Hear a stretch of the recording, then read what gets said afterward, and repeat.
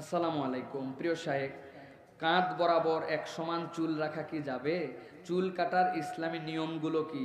এবং মানুষ এইগুলা নিয়ে হাসি তামাশা এবং তাচ্ছিল্য করে, ফকির ডাকে, এই নিয়ে কিছু বলবেন? আমারে নিয়ে বলছেন নাকি? প্রিয় ভাইয়েরা, চমৎকার প্রশ্ন। প্রিয় ভাইয়েরা, সংক্ষেপে বলি, রাসূলুল্লাহ সাল্লাল্লাহু আলাইহি ওয়াসাল্লামের আসার ব্যক্তিগত সুন্নত ছিল দীর্ঘ চুল রাখা। কিরকম চুল রাখা? কত দূর? হাদিসের মধ্যে তিনটা মাপের কথায় আসছে। রাসূল সাল্লাল্লাহু আলাইহি ওয়াসাল্লামের চুল কখনো কানের লতি বরাবর থাকতো, এরপর রাসূল সাল্লাল্লাহু আলাইহি ওয়াসাল্লামের চুল কখনো কাঁধের এই পর্যন্ত আসতো। হাদিসের মধ্যে আসছে এমনকি রাসূলুল্লাহ সাল্লাল্লাহু আলাইহি ওয়াসাল্লামের চুল এত লম্বাও হতো, এদিক থেকে একটা এরকম গুচ্ছ, এদিক থেকে একটা গুচ্ছ, পিছন দিকে দুটা গুচ্ছ হয়ে কাঁধ পর্যন্ত, বাই মানকাবাই বলা হয়েছে, কাঁধের নিচ পর্যন্ত ঝুলে যেত। সুবহানাল্লাহ বলেন। চিন্তা করেন তো, রাসূলুল্লাহ সাল্লাল্লাহু আলাইহি ওয়াসাল্লামের চুল যখন দীর্ঘ ছিল কিরকম সুপুরুষ লাগতো আমার নবীকে দেখতে। আল্লাহু আকবার, কি অদ্ভুত চুল ছিল। অনেক সময় এরকমও বলা হয়েছে, যখন রাসূলুল্লাহ সাল্লাল্লাহু আলাইহি ওয়াসাল্লাম মক্কা বিজয়ের জন্য ভিতরে ঢুকছেন, তখন তার চুলগুলা কাঁটা দিয়ে আটকায় দিয়েছে, মানে বড় চুল হয়েছে। নবীজি কি সিস্টেমে যেটা ঠিক বুঝি নাই, সুন্দর করে এরকম কাঁটা দিয়ে নবীজির চুল আটকায় দেওয়া হয়েছে। তার মানে বড় চুল রাখা জায়েজ এবং সুন্নাত। তবে কেউ যদি ছোট চুল রাখে, ছোট করে রাখে, কেটে রাখে, এটাতেও ইসলামে কোনো আপত্তি নাই। রাসূল সাল্লাল্লাহু আলাইহি ওয়াসাল্লামের চুল যখন দীর্ঘ, সাহাবীদের কেউ কেউ তখন ছোট চুলও রেখেছেন। সুতরাং ছোট চুল রাখা জায়েজ, কিন্তু বড় এরকম চুল রাখা সুন্নাত। কেউ যদি নবীর সুন্নত পালনের জন্য এরকম চুল রাখে, আর তারে যদি আপনি টিটকারি করে ফকির, ভণ্ড এইগুলা কথা বলেন, জেনে বুঝে আপনার ঈমান চলে যাওয়ার সম্ভাবনা আছে। সাবধান। তবে এখানে যুবকদের জন্য দুটা মাসালা জানতে হবে। অধিকাংশ ফুকাহায়ে কেরাম ন্যাড়া করাকে মাকরু বলেছেন। নবী করিম সাল্লাল্লাহু আলাইহি ওয়াসাল্লাম জীবনে একবার ন্যাড়া করছেন। কয়বার? এই জন্য টাক করার দরকার নাই, বেশি টাক করবেন না। রাসূলুল্লাহ সাল্লাল্লাহু আলাইহি ওয়াসাল্লামের নিষেধ আছে এইটা। ফুকাহায়ে কেরাম টাক করাকে মাকরু বলেছেন। আপনি ছোট চুল রাখতে পারেন, তবে ছোট চুল রাখার ক্ষেত্রে একটা বিধান আছে হারাম আর একটা হালাল। হারামটা হচ্ছে রাসূলুল্লাহ সাল্লাল্লাহু আলাইহি ওয়াসাল্লাম বলেছেন কাজা করবে না তোমরা। কি করবে না? বলেন, কি করবে না? কাজা মানে কি? ও বাবা, এই যে এদিক দিয়ে এরকম করে ধরছে, ধরে আগে বেল্ট বাঁধতে রাখছে এই জায়গায়, রাখার পরে এদিক এদিক টাইনে দিয়ে এবার জিরো চালাচ্ছে এদিক দিয়া, এদিক দিয়ে জিরো চালায়া, এগুলাতে কোনো চুল নাই। এরপরে এইটুকু হচ্ছে শিবপাঞ্জির লেজের মতো, ভাল্লুকের মতো করে চুল রাখে। আছে কি নাই? এলাকায় আছে? নাই বললেই হবে, এখনই মাথা খুললে অনেকগুলো দেখা যাবে। প্রিয় ভাইয়েরা, এরকম কাজা করা, মাথার কোনো জায়গায় বড় চুল, কোনো জায়গায় ছোট চুল, এরকম করে চুল রাখা জায়েজ। এটা হচ্ছে চুল রাখার বিধান। সুতরাং কেউ যদি বড় চুল রাখতে পারে আলহামদুলিল্লাহ রাখলো।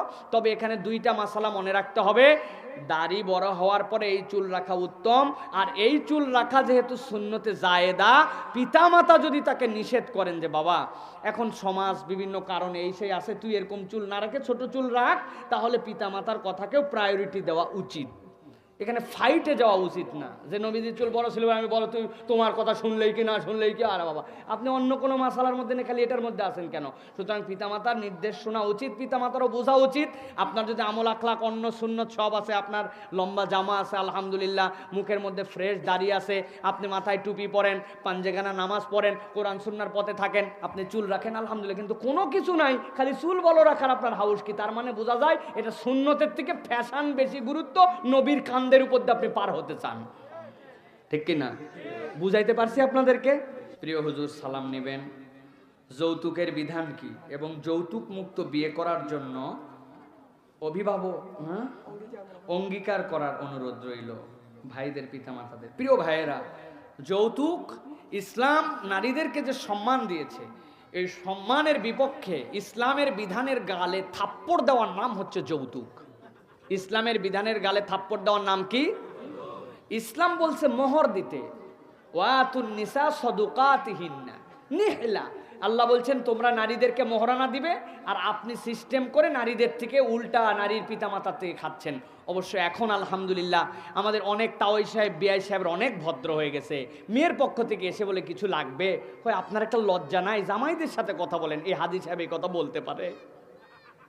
জামাইরা বলে কিছুই লাগবে না, মেয়ে তো ঢাকায় যে থাকবে, যদি আপনি সেখানে একটা সুন্দর ফ্ল্যাট সাজায় দেন তাহলে আপনার মেয়ে একটু ভালো থাকবে। একটা ফ্রিজ যদি দেন, গ্রামের থেকে এদিকে সামুদ্রিক মাছ টাছ আমরা পাঠালে সেই তো ওখানে রাখবে। বড় একটা টিভি দিলে আপনার ছেলে চাকরি করবে, সারাদিন টিভি তো সেই দেখবে।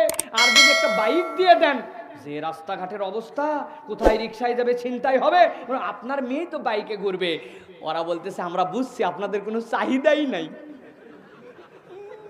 এই সিস্টেম করে উনি যৌতুক খাচ্ছে। আমি অনুরোধ করব আপনারা যৌতুক না খাইয়ে শুয়োরের গু ঘিয়ে ভাজে খাবেন, গুনাহ কম হবে। শুয়োরের গু কিসে ভাজে খাবেন? ঘিয়ে ভাজে খাবেন। চিন্তা করতেছেন কি ঘৃণার কথা? ঘৃণা নাই? আপনি শুয়োরের গু খাওয়ার পরে একদিন বুঝছেন যে শুয়োরের গু খাই ফেলছে, আল্লাহ ভুল হয়ে গেছে, রব্বুল আলামিন তুমি আমারে মাফ করে দাও। আল্লাহ এক মুহূর্ত দেরি করবে না, মাফ করে দিবে। কিন্তু আপনি যদি যৌতুক খান, আপনি আল্লাহর কথা অমান্য করেছেন, রসুলের বিধান লঙ্ঘন করেছেন, আপনি ওই মেয়ের বাপের হক নষ্ট করেছেন, মেয়ের হক নষ্ট করেছেন, সমাজের মধ্যে একটা ইসলাম বিরোধী কার্যকলাপের সাথে আপনি জড়িত হয়েছেন। ওরা সবাই মাফ না করলে আল্লাহ আপনাকে মাফ করবে না, ঠিক কিনা? তাহলে যৌতুক খাওয়া যাবে? যাবে? যারা বিয়ে করেন নাই, আপনার বাপ মারে যদি বলে যে হ্যাঁ আমি এত বড় করছি, এটা লাগবে, না দিলে আমি তোরে বিয়ে দিব না, আপনি বলবেন আব্বা আপনি বিয়ে করেন, আরেকটা আমি যাচ্ছি, কিন্তু এই কামে আমি বিয়ে করতে পারবো না। পারবেন না? পারবেন না বলতে পারবেন না? আব্বারে আরেকটা বিয়ে দেওয়াবেন, চলো তোমার এত শখ, চলো আরেকটা বিয়ে দিচ্ছি, যৌতুক কত পারো নিয়ে খাও, কিন্তু এই হারামের সাথে আমি নাই। এটা আমার কথা না, এটা আল্লাহর কথা। ততক্ষণ পর্যন্ত পিতামাতার নির্দেশ মানো যতক্ষণ আল্লাহর নির্দেশের মধ্যে আছে। আল্লাহর নির্দেশের বিপক্ষে বললে পিতামাতার হুকুম মানা যাবে? তাহলে যৌতুক নেওয়া যাবে না বাদ দেওয়া লাগবে? ওয়াজ কি মাঠে থাকবে না আমলেও হবে? আসসালামু আলাইকুম। প্রিয় শায়েখ, জর্দা এবং সিগারেটের ব্যবসা হালাল না হারাম, এবং জর্দা এবং সিগারেট খাওয়া যাবে কিনা, এইসব কোম্পানিতে চাকরি করা যাবে কি? চমৎকার একটা প্রশ্ন। প্রিয় ভাইয়েরা, ইসলামে একটা বিধান আছে, আল হালাল বাইয়িন ওয়াল হারাম বাইয়িন। যদি কোনো কিছু হারাম হয়, নাজায়েজ হয়, তাহলে ইমানদার সেখান থেকে নিজেকে সকল কার্যক্রম থেকেই বাদ দিবে। মদ আপনি খান না, ইসলাম হারাম করছে। আপনার দোকানে আপনি মদ বিক্রি করেন এবং বিক্রির সময় বলে দেন এটা কিন্তু ইসলামে হারাম ভাই, না খাওয়াই তোমার ভালো, তো আমি বেচতেছি, জায়েজ। জায়েজ না? ও বাবা, আপনি তো বলতেছেন এটা হারাম, এটা না জায়েজ, এটা খাওয়া না খাওয়াই উচিত। সিগারেট বিড়ির গায়ে তো লেখাই আছে ধূমপান স্বাস্থ্যের জন্য ক্ষতিকর, আপনার তো বলাও লাগে না, অথবা বিক্রি করলে গুনাহ হবে না, তাই না? জি না। ইসলাম যেটা স্বাস্থ্যগত ক্ষতি, যেটার মধ্যে কোনো কল্যাণ নাই, যেটাকে মাদক এবং মাদকতা মানুষের মাথা নষ্ট করে, হার্ট নষ্ট করে, নিজেকে আল্লাহ বলছেন লা তুলকু আনফুসাকুম, তোমরা তোমাদের নিজেদেরকে ইলা তাহালুকা, তোমরা নিজেদেরকে ক্ষতির মধ্যে ফেলো না।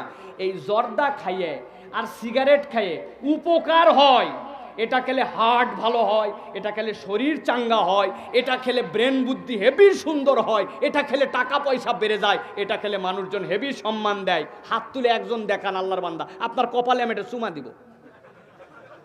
আছেন কেউ? বরং ওরাই লজ্জায় থাকে। আমাদের সাথে কত লিডার টিডার দেখা করতে আসে, আসসালামু আলাইকুম হুজুর, আমি কই কি রে, মুখে হাত দেয় কেন? পরে বুঝি উনার মুখ দিয়ে ভক ভক করে গন্ধ বাড়ায়, উনি নিজেও লজ্জা পায়। এই জন্য প্রিয় ভাইয়েরা, এই সকল ব্যবসা যারা করেন, এখান থেকে আমাদেরকে বেরিয়ে আসতে হবে। ইসলাম এটা আপনাকে সমর্থন করে না। আপনাকে জানতে হবে হারামের মধ্যে কোনো বরকত নাই, সুতরাং এই কাজ আমাদেরকে ত্যাগ করতে হবে এবং ছেড়ে দিতে হবে। যদি অভ্যাস কারো থাকে, আস্তে আস্তে এটা বাদ দিয়ে দেন। প্রিয় ভাইয়েরা, প্রথমে চিন্তা করেন যে আমার যদি একবারে বন্ধ করে দিলে নাকি অনেকের আবার পায়খানা বন্ধ হয়ে যায়। পৃথিবীতে একমাত্র খাবার পায়খানায় খাওয়া যায়, নাম কি বলেন? বিড়ি। বলেন নাম কি? নাউজুবিল্লাহ, নাউজুবিল্লাহ। পায়খানার মধ্যে খায়, হাই হাই হাই রে, কি রুচি! তাহলে কত অরুচিকর খাবার, ঠিক না ভাই? একমাত্র খাবার যেটা অল্প বয়সে চুরি করে খাওয়া লাগে, তার নাম কি? বিড়ি। বাপ মার থেকে সাবধানে করে আস্তে করে ফু দেয়, দিয়ে আবার পকেটের মধ্যে আলাদা অল্প একটুখানি লেবুর পাতা রাখে অথবা চকলেট রাখে, খাওয়ার পরে মুখের মধ্যে চকলেট ঢুকাই দিয়ে চুষতে চুষতে চলে আসছে, ঠিক কিনা? কিন্তু বেটা, তুমি মুখের গন্ধ দূর করলে কি হবে? তোমার গায়ের মধ্যে দিয়ে ভক ভক করে গন্ধ বের হয়। অতএব এই হারাম জিনিস, নাপাক জিনিস, এখান থেকে আমাদেরকে বিরত থাকতে হবে। প্রিয় শায়েখ, আসসালামু আলাইকুম। প্রবাসী ভাইদের জন্য একটু দোয়া করবেন। কমিটির সবার জন্য একটু দোয়ার আর্জি রইল। আমার প্রবাসী ভাইয়েরা, আল্লাহ তাদেরকে হেফাজত করুক, আল্লাহ তাদেরকে আবার তার মায়ের কোলে স্ত্রীর কোলে ফেরত আসার তৌফিক দান করুক। বাংলাদেশের প্রধান রপ্তানিকারক পণ্য কি? মানুষ পণ্য হয় না, কিন্তু আমাদের দেশটা মানুষকে পণ্যের মতো ব্যবহার করে। বিদেশে তো যান নাই অনেকে, কি কষ্ট। অনেকে তো চিন্তা করে বিদেশে টাকা ওড়ে, তাই না? ও খালি ডলার ধরতে, ওদের খালি ঘুমায় উঠে আবার ডলার ধরে, রিয়াল ধরে, উপর থেকে টানে আনে না। কি কষ্ট করে ভাই। এই দেশে পরিচয় আছে, আপনার বাড়ি টেকনাফ, আপনার বাড়ি বরিশাল, আপনার বাড়ি নোয়াখালী, আপনার বাড়ি নওগাঁ, কিন্তু বিদেশে এই পরিচয় নাই। দেশি ভাই বলে বুকের মধ্যে জড়ায় ধরে হাউমাউ করে কাঁদতে লাগে। কি কষ্ট করে আমার প্রবাসী ভাইরা, তাদের রক্ত পানি করা সম্পদ দিয়ে আমাদের দেশ চলে, ঠিক কিনা? অথচ এই মানুষগুলা এয়ারপোর্টে লাগেজ কাটে, এই মানুষগুলাকে এম্বাসিতে হয়রানি করে, এই মানুষগুলার পাসপোর্ট বানানোর সময় বিরক্ত করে, এই মানুষগুলাকে যতভাবে অপমানিত করা হয় এই চেষ্টাই চলে, ঠিক কিনা? এই পর্যন্ত ঠিক ছিল, কিন্তু আপনারা যারা বাপমারা দেশে আছেন তারা পর্যন্ত তাদের সাথে বেইনসাফি করে। এক ছেলেরে বিদেশে পাঠাইছেন, ও কামাই করে পাঠায়, আপনি সবার জন্য জমি কিনেন, আপনি বাপ, আপনি ছেলেরে আসতে মানা করেন, সবার তার আসার পরে তার কোনো আর উপায় থাকে না, বউ খুশি না, সন্তান মা বাপ তার হ্যাপি না, যত টাকা পাঠাবে তত খুশি, না পাঠালে কোনো হ্যাপি না। এই তো প্রবাসের জীবন, ঠিক না ভাই? সুতরাং তাদের সাথে বেইনসাফ করেন না। প্রবাসীদের জন্য আমরা দোয়া করব ইনশাআল্লাহ।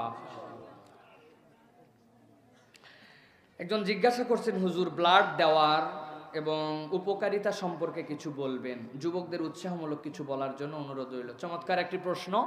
ব্লাড দেওয়ার ক্ষেত্রে 2-3টা মাসলা মনে রাখতে হবে। ব্লাড বিক্রি করা জায়েজ নাই, ব্লাড ডোনেট করা জায়েজ আছে। আপনি হিন্দুর ব্লাড মুসলমান নিতে পারবে, মুসলমানের ব্লাড হিন্দুকে দিতে পারবেন, এতে কোনো সমস্যা নাই। প্রত্যেকটা মানুষের শরীরে আল্লাহ রাব্বুল আলামিন রক্তের যে ফ্লো রেখেছেন, কোনো একটা মানুষ যদি 1 ব্যাগ 2 ব্যাগ রক্ত দেয়, ওই দিনে 3 মান আল্লাহ রাব্বুল আলামিন তার রক্ত আবার পূরণ করে দেন। সুতরাং কোনো মানুষ যদি মুমূর্ষু হয়, কোনো মানুষের প্রাণ বাঁচানোর প্রয়োজন পড়ে, তাহলে রক্তদান করা একটা মানবতার পক্ষে অন্যতম একটা নিয়ামত। কেউ যদি রক্ত দেয়, ইনশাআল্লাহ আল্লাহ তাকে উত্তম জাযা খায়ের দিবেন। সুতরাং সেই যে সকল যুবক ভাইরা আছেন মনে করছেন আমার শরীর খারাপ, স্বাস্থ্য খারাপ, এগুলো নিয়ে কোনো চিন্তা করবেন না। আপনি রক্ত দেন, অনেক সময় রক্ত দিলে আপনার শরীর ভালো হয়ে যায়। তবে সতর্কতার সাথে থাকতে হবে, রক্ত ম্যাচ করে যেন, দুইজনারটা রোগ আছে কিনা এগুলো সব ডাক্তারকে দেখায় পরামর্শ নিয়ে আপনারা 5-6 মাস পর পর রক্ত দিতে পারবেন। এলাকায় সুন্দর করে একটা ব্লাড ব্যাংকের মতো দাঁড় করাবেন, কোন মুমূর্ষু রোগীর, কোন প্রসূতি মায়ের কার রক্ত দরকার, আপনারা ছুটে চলে যাবেন। এমন রেয়ার গ্রুপের রক্ত আছে, ও নেগেটিভ, এ নেগেটিভ, পাওয়া যায় না। তাদের ডাটা যদি থাকে, একটা মানুষের 1 ব্যাগ রক্ত দিয়ে তার জীবনে যদি উপকার হয়, কোনো দিন এই ঋণ সে ভুলবে না। আপনি দুনিয়ায় কোনো উজরত আশা করবেন না, বরং আপনি আল্লাহর কাছে উজরত আশা করবেন। এই জন্য আমি বলবো, আমার প্রিয় তরুণ, প্রিয় যুবকেরা, তোমরা সবাই জীবনে অন্তত এইটুকু ফিল নিবে যে কোনো একটা মানুষের জীবনের কল্যাণের জন্য আমি একটা ব্যাগ হলে রক্ত দিয়েছি। পারবো ইনশাআল্লাহ? অল্প সময়, বেশি সময়। আসসালামু আলাইকুম। প্রিয় শায়েখ, পর্দা মেনটেন করে ফুটবল খেলা যাবে কি? এবং এইখানে বিভিন্ন খেলাধুলার টুর্নামেন্ট চলে, এইখান থেকে টাকা উপার্জন করা যাবে কি? খেলাধুলাকে পেশা হিসেবে নেওয়া যাবে কিনা? প্রিয় ভাইয়েরা, একটা মৌলিক বিধান আমাদেরকে মনে রাখতে হবে। ইসলাম বলছে লা রুহবানিয়াতা ফিল ইসলাম, ইসলামে কোনো বৈরাগ্য নাই। শরীর চর্চার জন্য, সুস্থ বিনোদনের জন্য যদি পর্দা মেনে, আপনি পর্দা বলতে আপনাকে বোঝানো হয়েছে সতর ঢেকে ফরজ উপেক্ষা না করে নির্মল বিনোদনের জন্য আপনি যদি ফুটবল খেলেন, এটা হারাম নয়। বিকাল হয়েছে, আপনি আপনার হাঁটুর নিচে জামা কাপড় আছে, বন্ধুরা 10 জন করে ভাগ করে সুন্দর করে ফুটবল খেললেন, খেলে টেলে আপনারা একটা নির্মল বিনোদন নিলেন, জায়েজ। অথবা তৃতীয় কোনো একটা পক্ষ বলছে যে আমাদের স্বাধীনতা দিবস, অমুক দিবস, এই দুইটা দলের মধ্যে একটু খেলা হবে, মানুষজন দেখবে, আনন্দ পাবে, নামাজের সময় নামাজে চলে যাবে, এতে কোনো ওয়েস্ট হলো না, সময় ওয়েস্ট হলো না। ওরা নিজেরা টাকা দিয়ে বাজি ধরলো না, তোরা জিতলে টিভি পাবি, এরা জিতলে ফ্রিজ পাবে, এরকম কোনো কিছু না। তৃতীয় পক্ষ আয়োজন করছে, আপনারা যদি খেলেন, পর্দার বিধান যদি লঙ্ঘন না হয় ফরজ সতরের, তাহলে এই খেলা জায়েজ। কিন্তু অলওভার মনে রাখতে হবে, আল্লাহ রাব্বুল আলামিন বলেছেন ইন্নামাল দুনিয়া, এই যে আমরা যে দুনিয়ার মধ্যে আছি, এটা হচ্ছে লাইবু ওয়া লাহব, যে এইটা আপনার আমার জন্য খেল তামাশা। সুতরাং in the end of the day ফুটবলকে আমরা খেলাই বলি, ঠিক কিনা? সুতরাং ইমানদারির এর পিছিয়ে অনেক সময় ব্যয় করা, এটাকে পেশা হিসাবে গ্রহণ করা, এটা উত্তম নয়। এটাকে আমরা পেশা বানাতে পারি না। খেলা আবার পেশা হয় কেমন করে? আল্লাহর দুনিয়ায় পেশার কোনো অভাব পড়ে নাই। কোনো সাহাবাই কেরাম তাবির যুগ থেকে দেখা যায় নাই যে তারা কেউ তীরন্দাজ, তীর নিক্ষেপকেই পেশা বানাইছেন, কেউ ঘোড় সওয়ার হওয়াকেই পেশা বানাইছেন না। অথচ রাসূল তীর নিক্ষেপ করা, ঘোড় সওয়ার হওয়া এইগুলাকে প্রতিযোগিতা করছেন। নবীজির নিজের একটা উট ছিল প্রতিযোগিতায় রেস দেওয়ার জন্য, সুবহানাল্লাহ বলেন। কিন্তু এটাকে খেলা হিসাবে, পেশা হিসাবে নিতে বলেন নাই। সুতরাং নির্মল শরীর চর্চার জন্য খেলতে পারবেন, কিন্তু এটাকে পেশা হিসাবে নেওয়াকে ইসলাম উত্তম বলে না। সর্বশেষ প্রশ্ন, ফজরের ফরজ নামাজ চলা অবস্থায় সুন্নত পড়া কি? ফজরের পরে সূর্য উঠার আগে সুন্নত পড়া যাবে? চমৎকার একটি প্রশ্ন। আমাদের অনেক ক্ষেত্রে এই মাসালা হয়। সংক্ষেপে বলে দেই, ফজর নামাজ দাঁড়ায় গেছে, ইমাম সাহেব দাঁড়ায় গেছে, আপনি মসজিদে ঢুকে পড়ছেন। ঢুকে পড়ার পরে আপনি দেখছেন আপনার জন্য দায়িত্ব হচ্ছে, অনেক ফোকাহায়ে কেরাম সাহাবীদের আমল থেকে বলছেন, যখন ফরজ দাঁড়ায় যায় তখন আর কোনো নামাজ নাই, আপনার নামাজ তখন ফরজে শরিক হওয়া। এক্সেপশনাল হচ্ছে ফজরের 2 রাকাত সুন্নতের ক্ষেত্রে। সাহাবী এবং তাবেঈদের থেকে প্রমাণ আছে, অনেকেই ফরজের নামাজ দাঁড়া হওয়ার পরে আপনি দেখছেন যে আমি যদি সালামের আগে জামাতে শামিল হতে পারি, ছোট ছোট সূরা দিয়ে 2 রাকাত নামাজ পড়ে ফেলতে পারি, তাহলে অনেক তাবেঈদের থেকে আমলে প্রমাণ আছে আপনি 2 রাকাত নামাজ পড়ে ফরজে শামিল হবেন। কেউ এটা পছন্দ করে এই মাসলা মেনেছেন। আবার কেউ যদি মনে করেন না, ফরজ আল্লাহর বিধানে দাঁড়ায় গেছে, আমি আর এই নামাজ পড়বো না, আগে তো ফরজ, তাই না, ঠিক আছে আমি যাই ফরজ নামাজ পড়ে ফেলি। তবে রাসূলুল্লাহ সাল্লাল্লাহু আলাইহি ওয়াসাল্লাম থেকে প্রমাণিত আছে ফজরের সুন্নাত 2 রাকাতের কাজা রাসূলুল্লাহ সাল্লাল্লাহু আলাইহি ওয়াসাল্লাম আদায় করেছেন। সেই ক্ষেত্রে ফজরের নামাজের পরে যদি সূর্য উদয়ের মধ্যে দীর্ঘ ডিস্টেন্স থাকে, আপনি 2 রাকাত নামাজ পড়ে ফেলবেন, না হলে জোহরের আগে অথবা সূর্য ওঠার পরে 2 রাকাত পড়ে ফেলবেন। তাহলে আমরা খোলাসা কি বুঝলাম? যদি ফজরের নামাজ দাঁড়ায় গেছে যে দেখতে পাই, তাহলে আমরা ইচ্ছা করলে ফজরের নামাজে শামিল হয়ে যেতে পারি একদল। আর যদি কেউ মনে করে আমার সুযোগ আছে যে আমি 2 রাকাত নামাজ পড়ে শরীক হতে পারবো, তাহলে 2 রাকাত নামাজ পড়ে আমি নামাজে শামিল হয়ে যাব। কিন্তু এমন সময় গেছি যে ওই ফরজ নামাজে দাঁড়ায় যদি আমি সুন্নত পড়ি, ঢপাঢপ নামাজ পড়তে হবে, এদিকে দেখা যাচ্ছে ওইদিকে আমি সালামও হয়ে যাবে, তাহলে আপনি সুন্নত পড়বেন না, আপনি ফরজে শামিল হয়ে যাবেন। আশা করি আপনাদের উত্তর পেয়েছেন। হাযা মা ইনদি ওয়াল ইলমু ইনদাল্লাহ সুবহানাকাল্লাহুম্মা বিহামদিকা আশহাদু আল্লা ইলাহা ইল্লা আনতা আস্তাগফিরুকা ওয়া আতুবু ইলাইক। আর কেউ কিছু বলবেন? সকলে সূরা ফাতিহা পড়েন, সূরা ইখলাস 3 বার পড়েন। যতগুলা ক্যামেরা